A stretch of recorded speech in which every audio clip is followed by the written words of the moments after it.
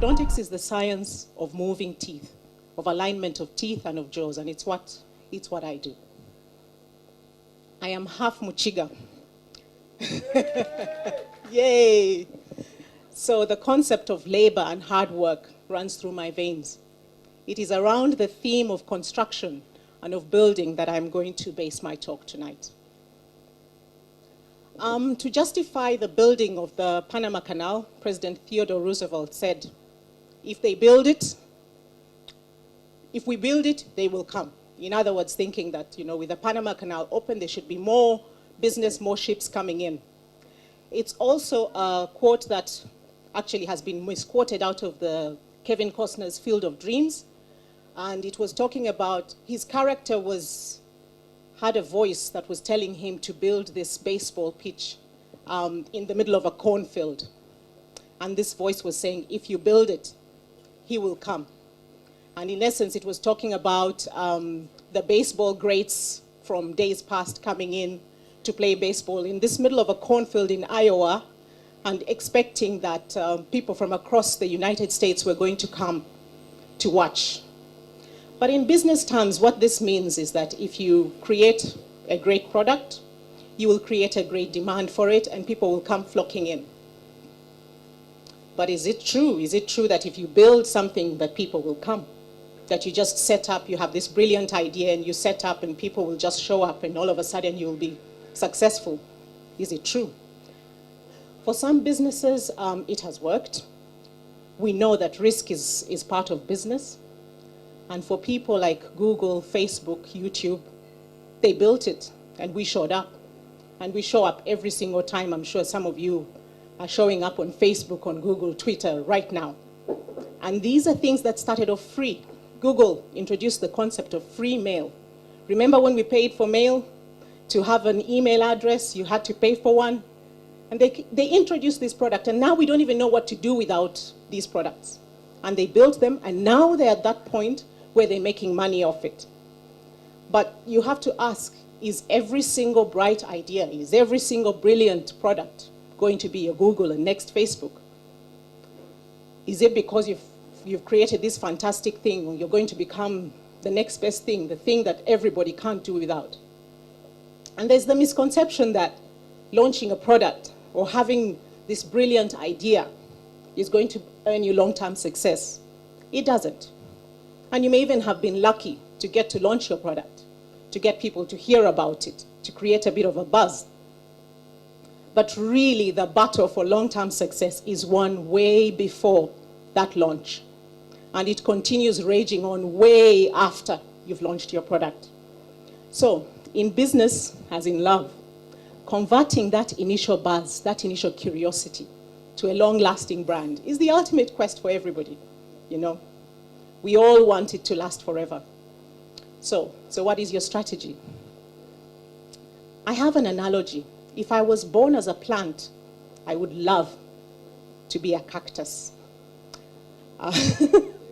Many of you may have heard of me as Dr. AISHA, the orthodontist, but those that really know me, they know me as a cactus freak. I love to collect cacti of any kind, all species. I will get them legally or otherwise, but I will collect them. And I will tell you why this plant fascinates me. I will use that MTN voice. Did you know? Did you know that 90% of the weight of a cactus is water? This is a plant that survives in the desert. It goes months, years even, without water, but it's able to survive. This is a plant that's completely and totally prepared for its environment. Even when you think of how this plant metabolizes, your average plant has leaves, and it has, you remember that biology lesson of stomata, and they open, and there is photosynthesis and all kinds of things going on.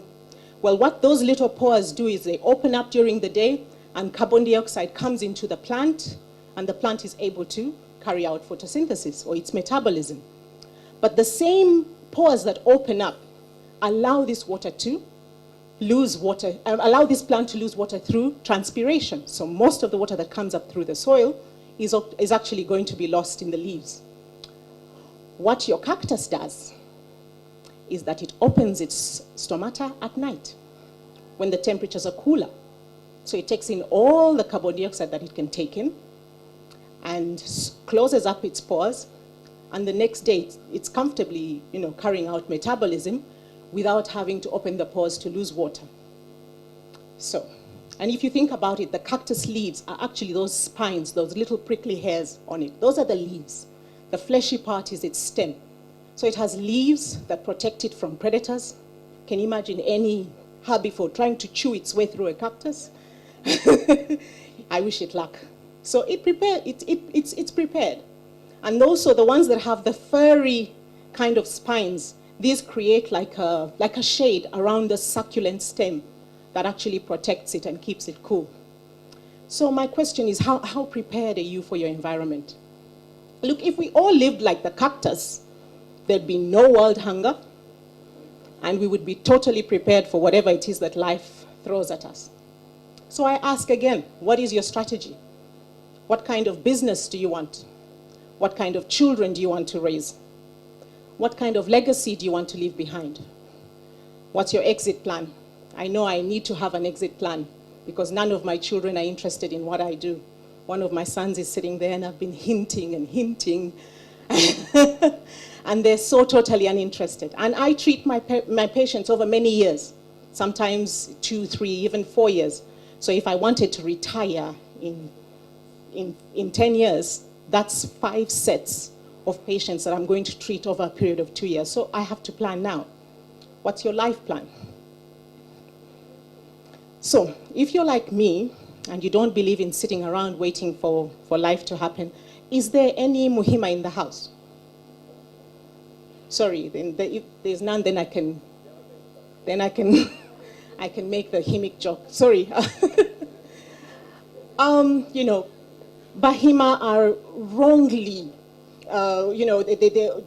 we attribute, I won't say lazy, but being laid back. I think being laid back is the word to the Bahima, and they sit back and wait for life to happen. But if you're a Muchiga and you don't wait for life to happen, you may buy into the mentality that if you work hard enough, if you work long enough, if you're good enough, excellent enough at what you do, eventually you're going to break out. Your break will come. And then that means basically you're building into that concept of, you're buying into the concept of if you build it, they will come. That somebody is going to finally notice you and see that you're doing such a brilliant job, and then the light will shine upon you, or the big man is going to make you a minister if you work, you make enough noise.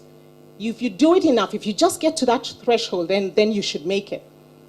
But I would really like to counter this cliche with, if you build it, who will come? Who is it that you want to show up to your party? Are you just going to leave it to chance? They, anybody, whoever? I would say that it's important for you to want to really, really be in control of who shows up to your product. Let's break this phase down word for word. If you build it, if is a big uncertainty. I think one needs to move away from if, because there's the New Year resolutions of, I want to go to the gym this year, I'm going to do this, I'm going to do the other, and we leave it nice and vague, and we don't put timelines, and we don't do anything towards making these commitments to making these things work out.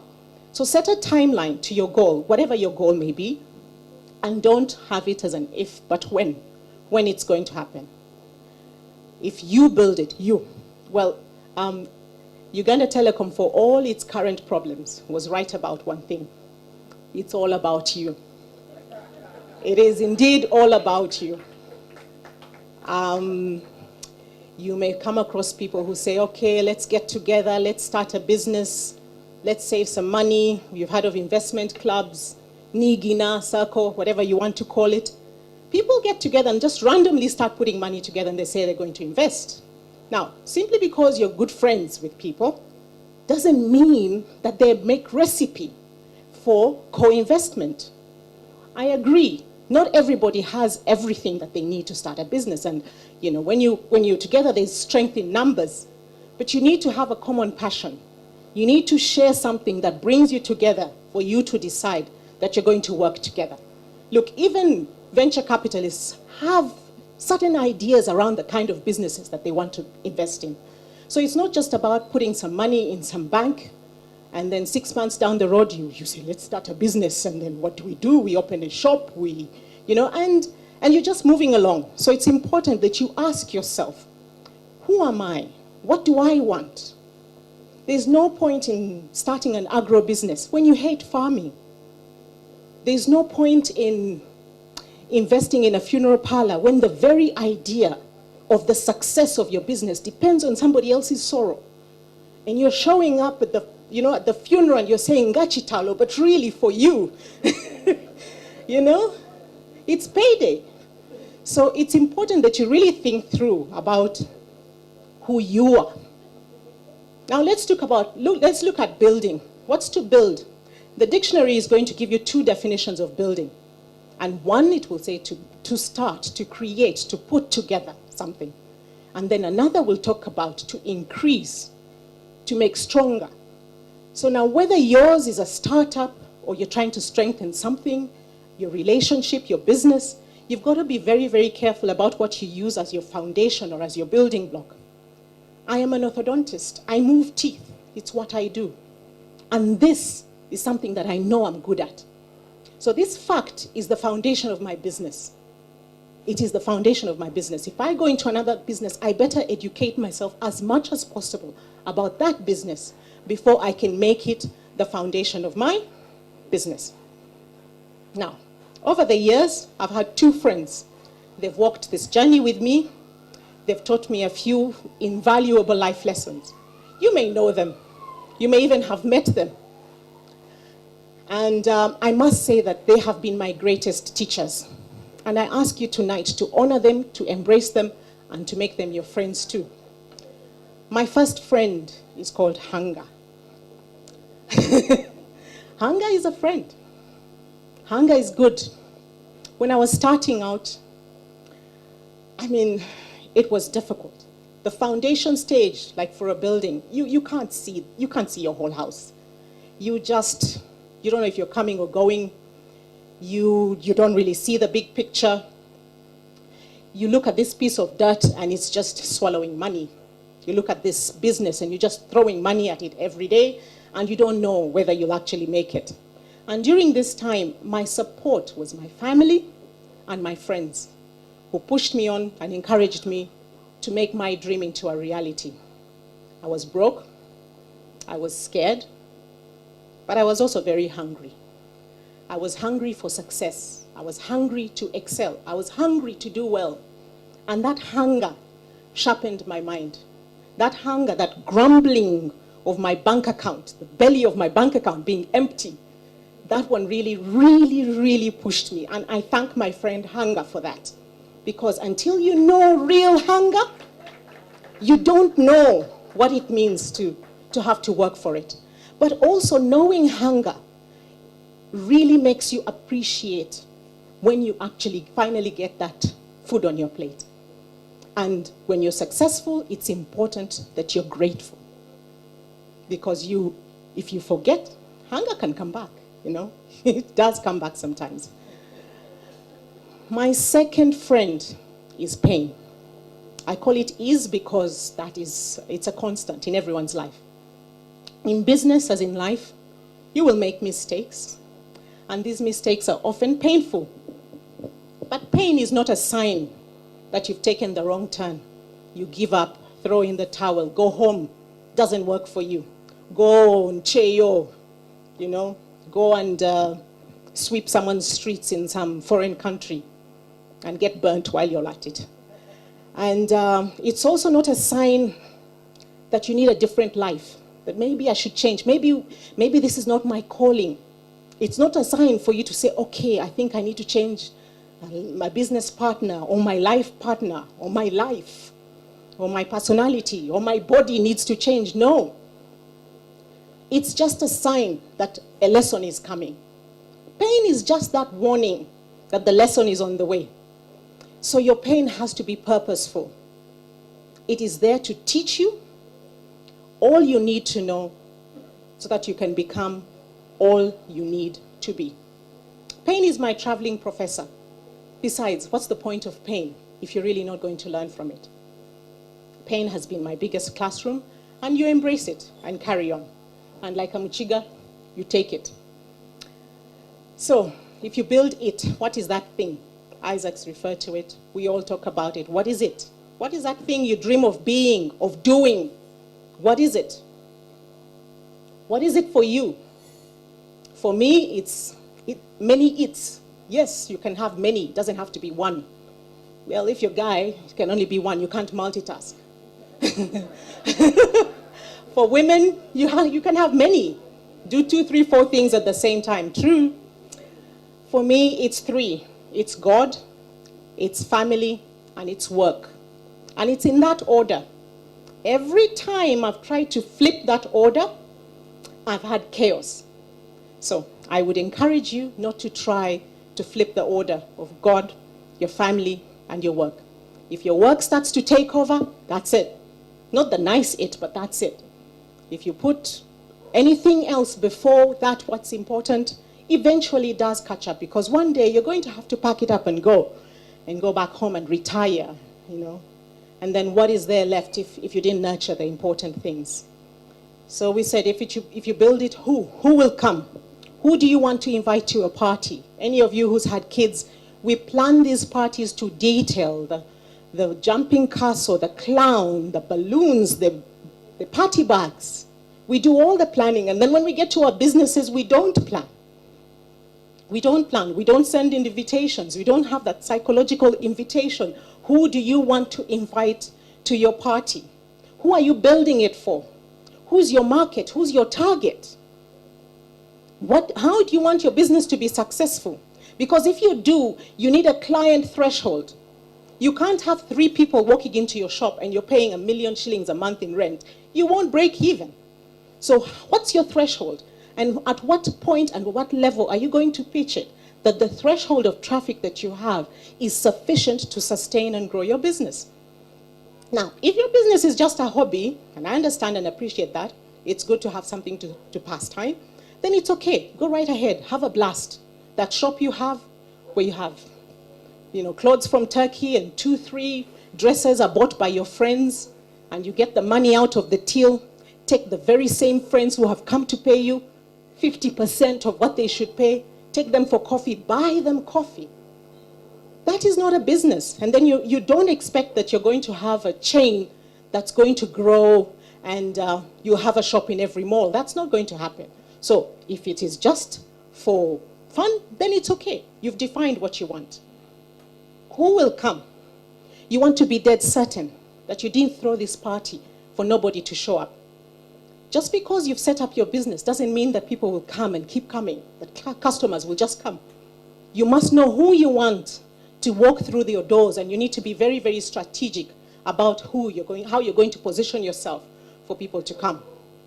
I was looking for the middle-class patient whose parents could afford orthodontic treatment, and I knew that that person is busy, they work, they don't want to be stuck in traffic.